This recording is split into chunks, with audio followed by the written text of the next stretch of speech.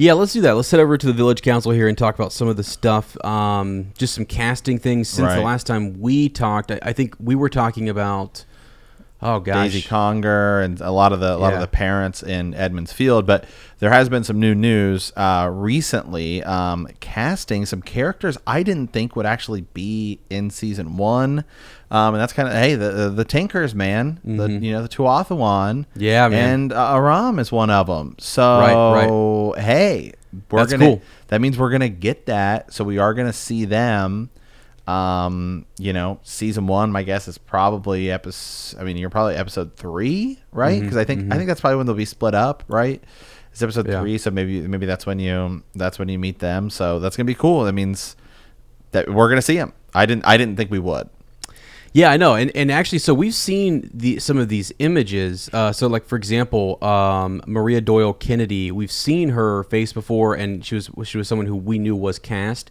We just didn't know who she was playing. Everyone kind of thought maybe she was going to play like one of the Aes Sedai or something, just some sort of random, individual there in the White Tower. Daryl McCormack is in there. It's cool. I mean, it is cool because I remember when we talked on the YouTube channel, we were talking about maybe they would skip over the Tinkers and move it to something later. We wouldn't really get to see them as much. I still think they might be placed differently. Like I don't know that we'll see them, because the idea is you hear that Tinkers have even come past Edmonds Field. So you could weave them in much sooner. They could be passing by. We could see these actors or something, just real quickly, and then they show up a couple episodes later with Perrin and everything, which would be wild. So yeah, the whole thing is too. You remember that section when Egwene is dancing, right? Yeah, and her and Aram are dancing and doing. Yeah, no, Perrin's a little like jelly and not quite sure how he feels about it. So just kind of wow. That's he's a character who, I guess I can say this in the series, and I know we kind of try to stay away from spoilers, but you got to imagine the Tuatha'an are going to be back around, right? I mean, they play a big role. If they're important enough to be cast in the TV series, that should tell you something, right? You know what I mean? I think that's the way you can look at that, because there are some factions that, like, for example, one of the other ones that we got was Basil Gill, right? One of the innkeepers. You're not going to cast every single innkeeper, but you are probably going to cast an innkeeper who does reappear in the series. Right. Yeah, it's just easier, and that way you can have the same person. Yeah, you want that familiar face, right? And so it's Darren Clark, who was cast as Master Gill, and I think that's pretty neat. But yeah, I love that the Tuatha'an are in there, and it actually is very. I never thought that they weren't ever going to be in the series. I did just think maybe they would skip over some of that, or they would push it around to in a different part or something, or they would weave it in later, because their whole way of the leaf. In every waygate that we've gone to, we've seen sort of like the market, like moving a leaf around and things like that. So there's they're important. They're really important to the series, and they're their whole back. They're kind of mysterious to us right now. Like they're looking for the song, right? They're looking for these things. They're traveling. They fix things, and they're our characters. So Perrin, Matt, and Rand, right, are in this way of life that is like they're in a war. They're in this battle. And actually, at the beginning of The Dragon Reborn, we had one of the traveling people show up to see Moraine, right? And she ends up dying. And it's just like crazy. And Perrin so wants to protect those people, but then also he's frustrated with their way of life, because how can you, what are you going to do? That way of life, how does that protect anybody or do anything to stop the darkness or the Trollocs that are coming, And so you need that group to kind of show what our other characters are struggling with. It just kind of helps to highlight that, I guess. So I thought that was interesting. Now, something else, I've got another link in there if you want to click on it. It is, let's see where it's at here. Adam, let's see, Whitehead, I believe, kind of did. He was over on Dragonmount. He does some writing there. He's a blogger. Let's see. Was talking about this Min, Elaine, and Dana, which we talked about last time. We talked about who could that be. Right. You brought up, like, instead of Dane Bornhold, you were talking about Dana, possibly. Right, which is something he talks about in this, yeah. Which I just think it's so, there is no, I mean, who is that? I'm still kind of mystified. And what he highlights, because I hadn't read this exactly, but he brings up the idea, and I know you said this is, we said this last time, but Els Grinwell, and I keep thinking more about why they would change those characters that have names that sound really similar. Mm-hmm. Remember you said, I think you were talking about Lord of the Rings, and it's just like, it gets confusing. It gets really confusing. They do that in Game of Thrones. They do that. There's a character, you have Osha, she's like a wildling, right? Then you have Asha Greyjoy. Right. And in the TV show, they renamed her to Yara, so just to avoid confusion. Right. Yeah. And so I guess is there another thing, though? I was reading his article, and he even he hints at that perhaps House Trakan might not even be like, they might be changing some of that. They might be changing. They're going to have to change some stuff. Like at some point, we're going to. There's going to be something that's cut out. Right. It's just like Otherwise, the pacing of this will be like a sprint. Like so outrageously fast. Right. Right. And so it's like the weird thing is Min being MIA or missing is one thing. I know she does a lot for the symbols, and she can tell us sort of what's up. There's some foreshadowing, prophecy, whatever. But when you throw out like Elaine and her mother, the Queen of Andor, I don't think they're actually going to do that. I think maybe it's just like there's possibly going to be some changes to it, maybe. Right. But it was interesting. I was kind of shocked to see his article. So I'll leave a link for this, or if you guys are interested in this is on dragonmount.com. Go there. It's one of their most recent articles where they've been trying to keep up on. It's really just show speculation. They're looking at casting announcements, who's been cast, who hasn't been cast, and what do those things mean. So it's pretty neat, and it's all we have right now. So that's kind of where we're at. But those are the big updates. I think the Tuatha'an, it's really cool. Really looking forward to that. It was just a surprise. I just thought, for season 1, I think you could skip over them. Yeah. But I guess not. I guess we're going to do it. Yeah. I hear you. It's okay. How about this? So it's really hard when let's say you have someone who just shows up briefly in the first couple books, but they play such a huge role later on. Like, is that how far ahead they're thinking? Are they trying to get someone with like a limited contract for season 1 saying it's going to grow to something else, but we want to cast you? Now, sometimes that backfires because you cast someone and then you have to change it. Yeah, like Dario Naharis, right, in Game of Thrones and stuff. Yeah, that was a little more of a botch just because once he shows up, he's in it, and they just changed him after the season for whatever reason. Right, yeah. But you look at somebody like... I think the best example in Game of Thrones is the Mountain, right? Who's cast 3 different times. Yeah. And when he shows up in season 1, he's just an attorney. He loses and he kills a horse, right? And so he's got like armor on and stuff, so you kind of forget about him. But it's like he becomes a big deal later, right? And then you look at somebody like Beric Dondarrion, who they cast in that first season, and when you first see him, you're like, oh, okay, and then you forget about it. Then he comes back, and it's a totally different guy. The second guy is way better. I know. Yeah, that show had a lot of recasting. Yeah, it did. A lot of recasting. Yeah, and I hope we don't have a lot of that here in Wheel of Time. But if you're making an effort, which I think they're going to plant some of these characters in front of us so we see them, or we at least have talked to them in passing, because like you said, the Tinkers, there's a good little chunk of chapters, I guess, in the Eye of the World, right? But how much do we hear about them from time to time? They might be passing by, or we see one of them show up to talk to Moraine. But it's just sort of like, wow, it's interesting that they are gonna go. I would almost rather you just make a new character. I just feel like that's a better thing to do than recast. I would just rather make. Oh yeah, I got you. Make somebody a new character, and then just we'll fix it later. Right. Right. Well, I'll say the 3 that they did cast there are really important to the series, and they do play a major role. So it is cool that they're there. I just kind of thought they would weave them into season 2 and see how things go, or not really make them. But yeah, they also do play a really important role in Perrin's development, and Egwene trying to get some of that last little bit of like. See, here's the thing: joy before she goes to town. Do you feel like their casting makes you feel the pace is slower or faster than you kind of thought? I feel like it's actually, to me, everyone keeps saying we're going to finish the Great Hunt in season 1. I didn't initially think that until I started reading some of the chapter titles or the episode titles. I thought they'll get to like the middle of the Great Hunt, or maybe like the first block of it, right once they lose the horn. And that's how you'd end maybe season 1. But I don't know. Now I feel like it. Now I'm thinking again. Maybe it's not going to get to the end of the Great Hunt. Maybe it is going to be longer than we think. And because again, some books are shorter than others.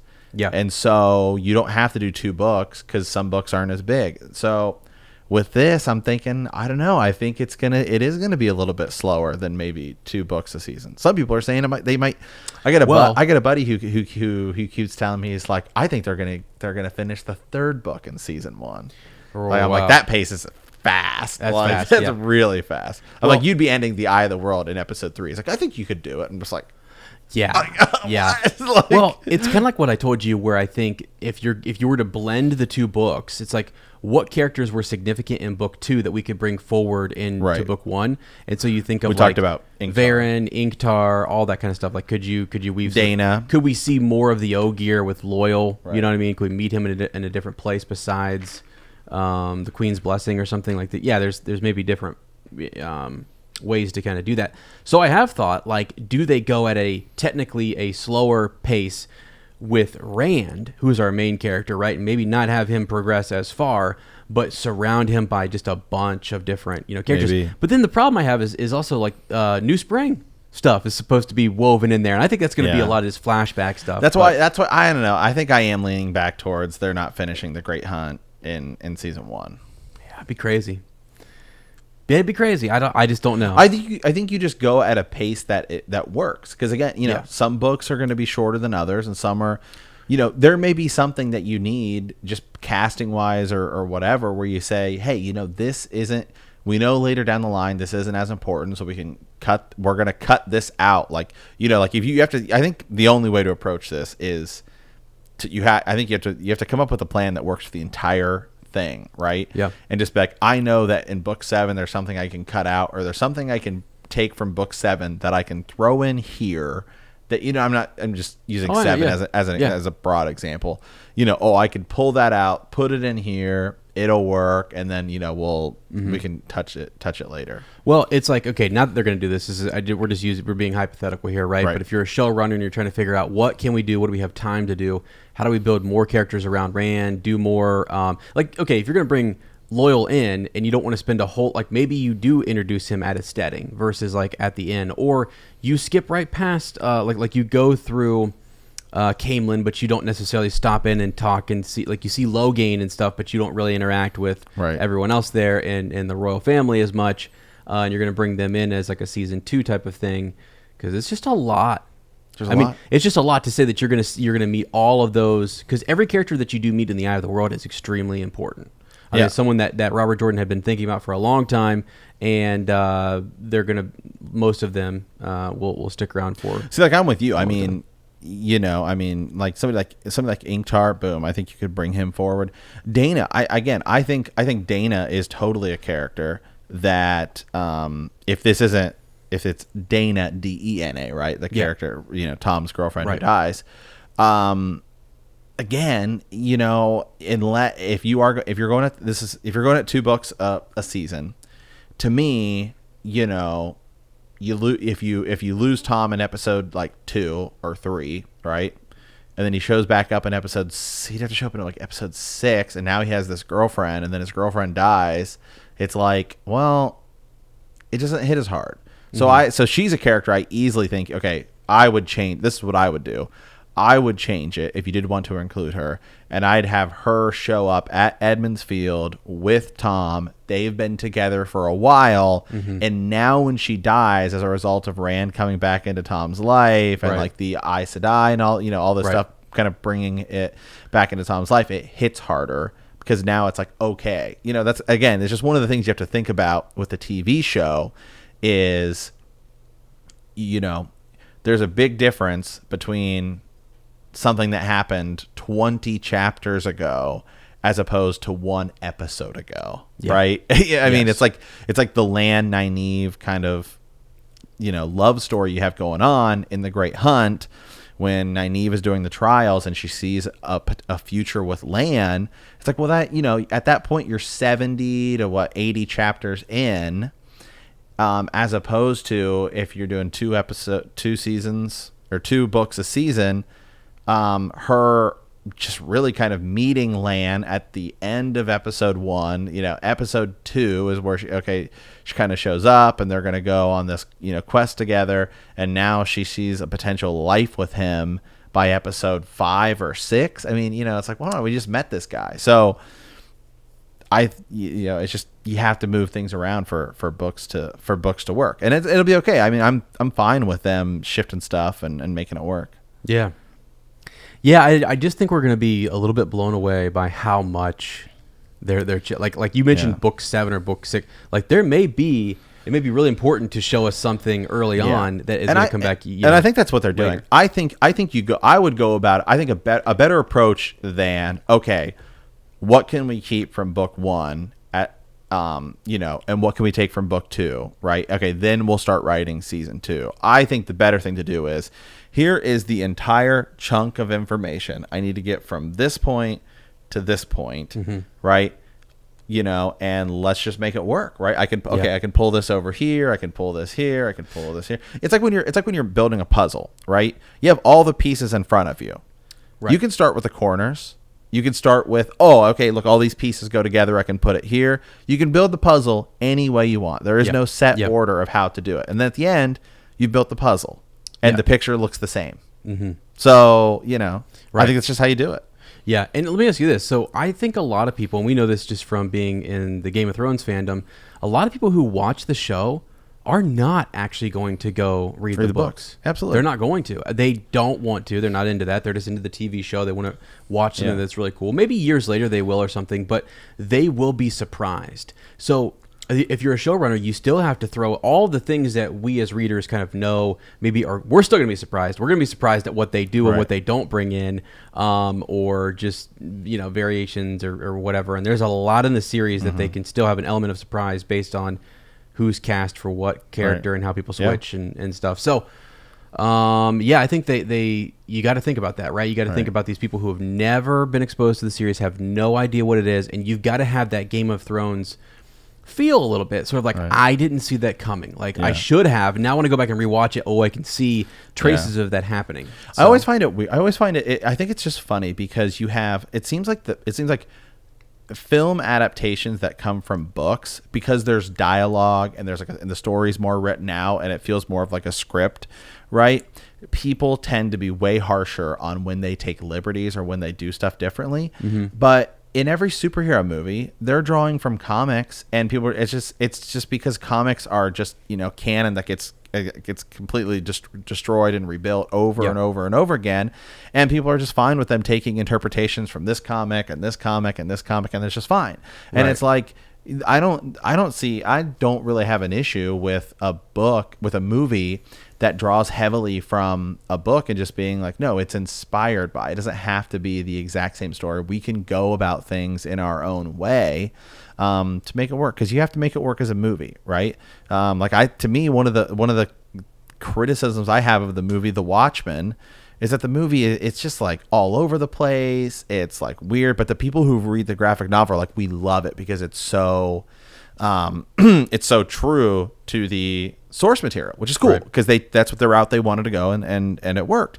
But the problem was that I probably get some flack for this, but the source material I don't think is that good, because I don't think the story is that good. It's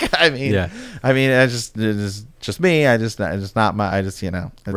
just weird, and don't not that it's weird. I mean, I'm fine with it being quirky, but I just think the story itself actually doesn't flow very, very, very well. It has to work as a movie. It just has to.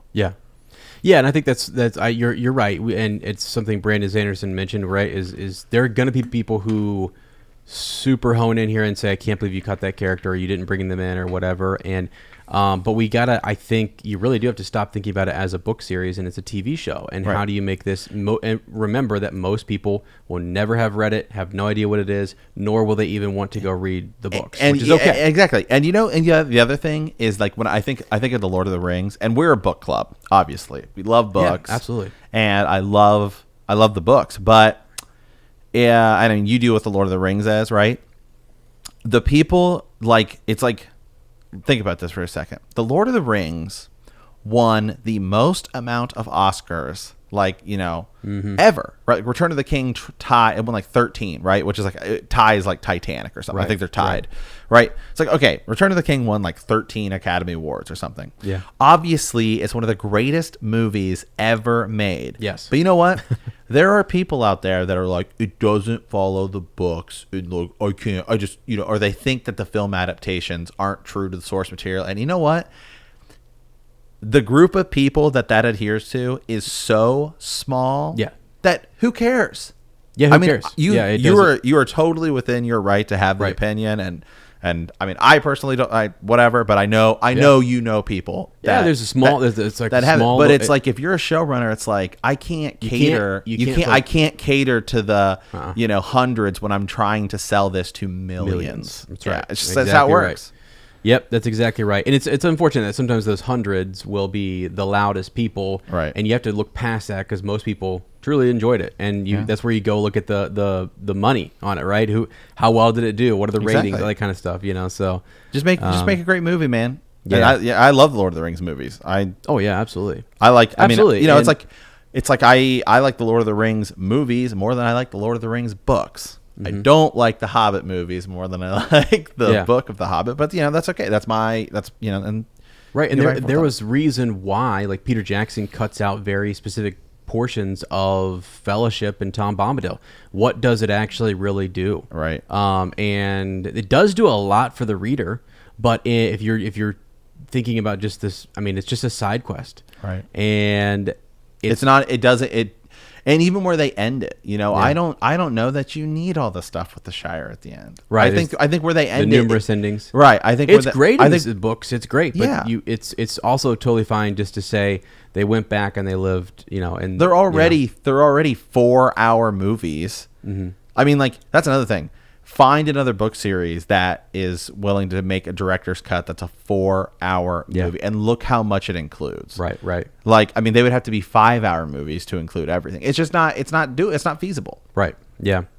Which is why I'm glad this is a TV series, because I really hope that it gives them way more time, room, to do this, and it's also why I'm so happy that Game of Thrones was such a success.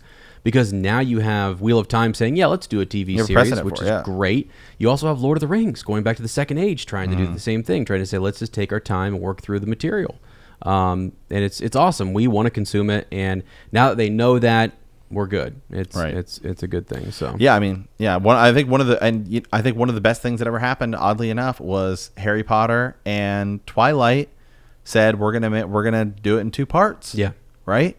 Right. I mean, how many people, you know, oddly enough, it's like people you really don't see people bashing Harry Potter and the Goblet of Fire, when if you want to talk about without question, that movie had to cut the most out. Yeah. That book is like by far the most packed compared to the rest, but it's like for some reason people don't bash it. Yeah. Because there's going to be people bashing Wheel of Time like immediately when it comes out. That doesn't happen in the books. That doesn't happen in the books. It's like, dude, it's 15 books, dude. Like, what do you want us to do? Like, right. Yeah, which is fine. Fine. Could, you know, it's like the showrunners could just be like, you know what? Let's just not do it. It's too hard, and then you don't get a show. Right. I'd rather have a show than I know. Well, you know, actually, one more thing before we move into this into our chapters. So I was thinking about the Tuatha'an, right, and the reason you would include them, and I thought about what I've been most. If I just get one season and they end up canceling it, right? I want Wheel of Time music. I want to know what it sounds like. I want to know, and so they have good music in their camps and stuff. And I'm thinking, oh my god, that would be so cool to kind of hear what they think that would sound like.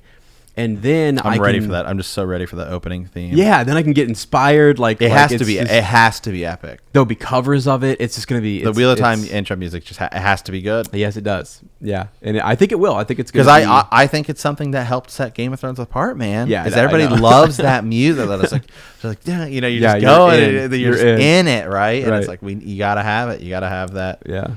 Absolutely. That intro music. Okay, cool. So that's a good just sort of update on some news, discussion on the show.